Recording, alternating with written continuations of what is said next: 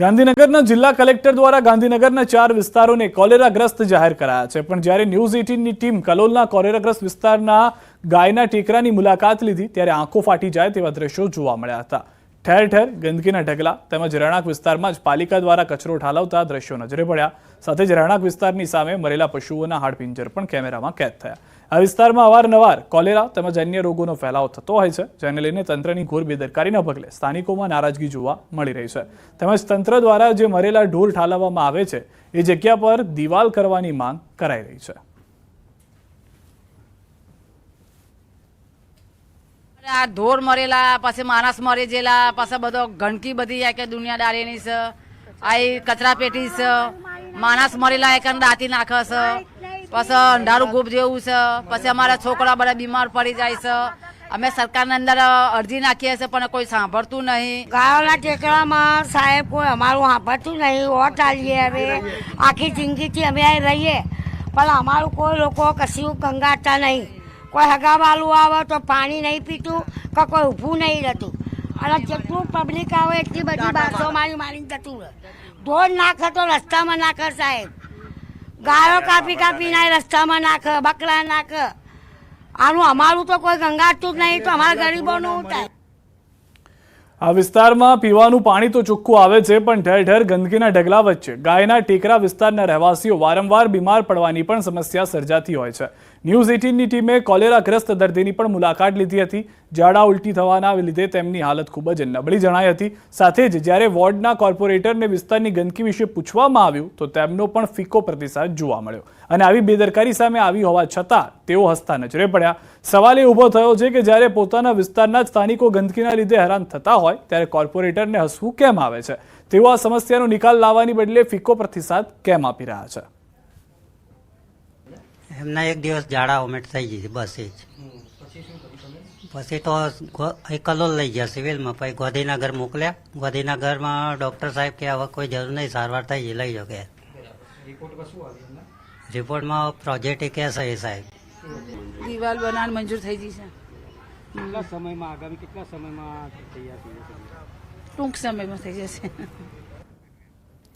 સુરતથી સમાચાર। સુરતના ઉમરા ગામના ગ્રામજનોએ કર્યો છે હલ્લાબોલ। ગ્રામ પંચાયતે ફાળવેલી જમીન ટ્રસ્ટીઓએ ફૂડ કોર્ટ બનાવતા નોંધાવ્યો વિરોધ।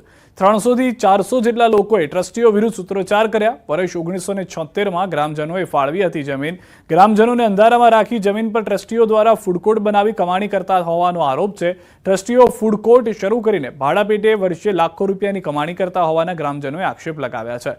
ગ્રામજનોની જાણ બહાર દુકાનદારોને 10 વર્ષના કરાર પર જગ્યા ભાડે આપી દેવાઈ હતી। ગ્રામજનોએ જગ્યા રિન્યુ કરવાની ના પાડતા ટ્રસ્ટીઓએ ગ્રામજનોની પરવાનગી વગર ફરી જગ્યા રિન્યુ કરી દેતા ગ્રામજનો વિરોધ કરવા રસ્તા પર ઉતર્યા છે।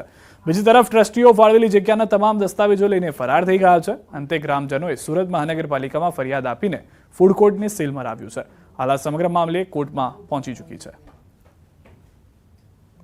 ગેરબંધારણીય વહીવટનો આદર્શ નમૂનો ટ્રસ્ટીશ્રીએ પેશ કરેલો છે, એના એક વિરોધ રૂપે આજે અમે સમસ્ત ગામ સમાજ અહીંયા ઉપસ્થિત થયેલ છે, અને જે ગેરકાયદેસર રીતે ભાડાની પ્રક્રિયા હાથ ધરવામાં આવેલી હતી એની સામે જે કોર્ટ કમિશનની પ્રક્રિયા થઈ એનો આજે અમે શાંતપૂર્ણ રીતે સમસ્ત ગામ સમાજ ઉમરા ગામના સભ્યો વિરોધ નોંધાવ્યો છે। લોકસભા ચૂંટણીનું મતદાન પૂર્ણ થઈ ગયું છે અને 4 જૂને મતગણતરી થવાની છે। ન્યૂઝ 18ના મહા એક્ઝિટ પોલમાં એનડીએ ગઠબંધનને બહુમત સાથે 355 થી 370 સીટ મળવાનું અનુમાન છે, અને ઇન્ડી ગઠબંધનને 125 થી 140 સીટ મળવાનું અનુમાન છે। ત્યારે અમદાવાદના લોકોએ એક્ઝિટ પોલ અને ચૂંટણી રિઝલ્ટ પર પોતાનો મત દર્શાવ્યો હતો। 300+ તો ભાજપ આવવાની જ છે, એ 100%। ગુજરાતમાં 26માંથી 26 આવશે, રાજસ્થાનમાં 25માંથી 25 આવશે, યુપીમાં તમારે 80માંથી 75 ઉપર આવશે, એટલે ટોટલ 350 થી 330 વચ્ચે ખાલી ભાજપ આવશે। ઘણા બધા લોકોનું એવું માનવું છે, અને ઘણા બધા મુદ્દાઓ પણ આ વખતે અસર કરતા ઇન્ડિયા ગઠબંધનની વાત કરવામાં આવે તો એ પણ ખાસ કરીને અસર કરી ગયું હોય તેવું તમને લાગી રહ્યું છે? ઇન્ડિયા ગઠબંધન એ ખાલી તકવાદી છે, ખાલી ઇલેક્શન પૂરતા ભેગા થયા છે। હવે સમજો પંજાબની વાત કરીએ તો કોંગ્રેસ અને આપ બે અલગ લડે છે, હવે બીજા સ્ટેટમાં જોડે લડે છે। ગુજરાતમાં આપ અને કોંગ્રેસ જોડે લડે છે, પંજાબમાં અલગ લડે છે, એટલે તકવાદી છે। એ લોકો કાયમી ભેગા નથી, આ ટેમ્પરરી ભેગા થયા છે સત્તા માટે કે સત્તા મળે તો વેચીને ખાઈએ, બાકી એ લોકોને કોઈ દેશ ભાવના નથી કે દેશ પ્રત્યે કોઈ પ્રેમ નથી. બિલકુલ 4 જૂને મહત્વનો દિવસ રહેશે કે જ્યારે લોકો છે તે ખાસ કરીને જાણશે કે કયો પક્ષ છે તે ખાસ કરીને ભારતની અંદર બાજી મારે છે. અત્યારે આપ જોઈ રહ્યા છો કે લોકો જે ચર્ચા કરી રહ્યા છે તેમની સાથે પણ વાતચીત કરવાનો પ્રયત્ન કરીશું. તમે મત આપ્યો હતો ખરા? યસ. શું કહેશો આ વખતનું ઇલેક્શન કેટલું મહત્વનું રસદાર રહ્યું ને રસાકસી વાળું રહ્યું? આ વખતે બધાએ પોતપોતાની રીતે દાવા કર્યા છે. કોંગ્રેસ એમની રીતે, આપે એમની રીતે, પણ એવું લાગી રહ્યું છે કે નરેન્દ્ર મોદી સાહેબની જે મહેનત છે રંગ લાવશે અને 360 જેવા તો એમની સીટ આવી જ જોઈએ એવું લાગી રહ્યું છે. ભાજપનો સમર્થક છું અને મોદી સાહેબે જે કામ કર્યું છે તો 100% એના માટે એ લાયક પણ છે અને 100% મારી એવી ફિલિંગ છે કે 330થી ઉપર આવવું જોઈએ.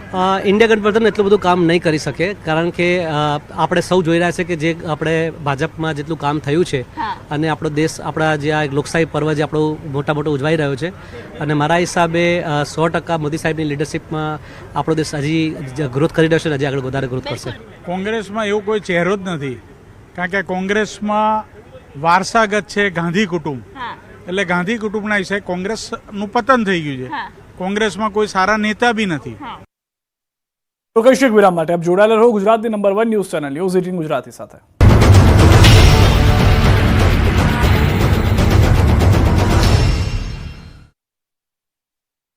લૂબી પમ્પ્સ, ફ્લો નહીં ફોર્સ.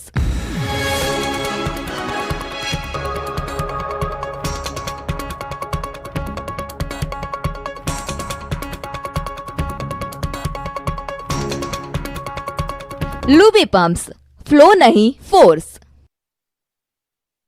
મળી શકે. પશ્ચિમ બંગાળની 10 બેઠકમાંથી એનડીએના ખાતે જઈ શકે છે 6 થી 9 બેઠક.